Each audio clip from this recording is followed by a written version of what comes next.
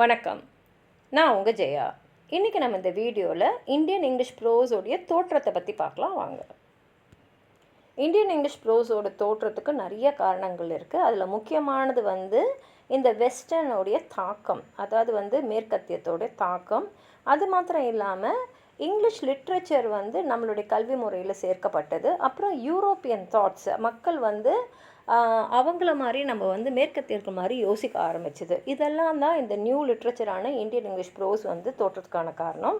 இந்த new education, women's emancipation, literary river, political consciousness, இது எல்லாமே அதை நல்லபடியாக வழி நடத்தின்னு போகிறது.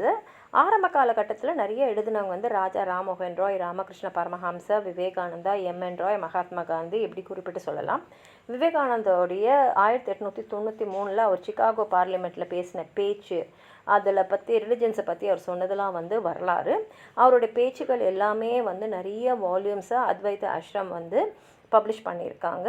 அதில் பார்த்திங்கன்னா நிறைய லெக்சர்ஸ் யோகாவை பற்றி, கீதாவை பற்றி, வேறு விஷயங்களை பற்றிலாம் எஸ்ஏஸ் நிறையா இருக்குது.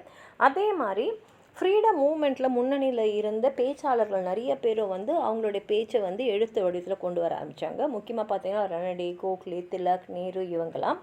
இந்த பேச்சாளர்கள் தவிர பார்த்திங்கன்னா பத்திரிகையாளர்கள், வரலாற்றாளர்கள், தத்துவ ஞானிகள், ஜூரிஸ்ட் அதாவது சட்ட வல்லுநர்கள், பயோகிராஃபர்ஸ், autobiographers, essays, critics, scientist, economist, சோஷியாலஜின்னு சொல்லலாம்.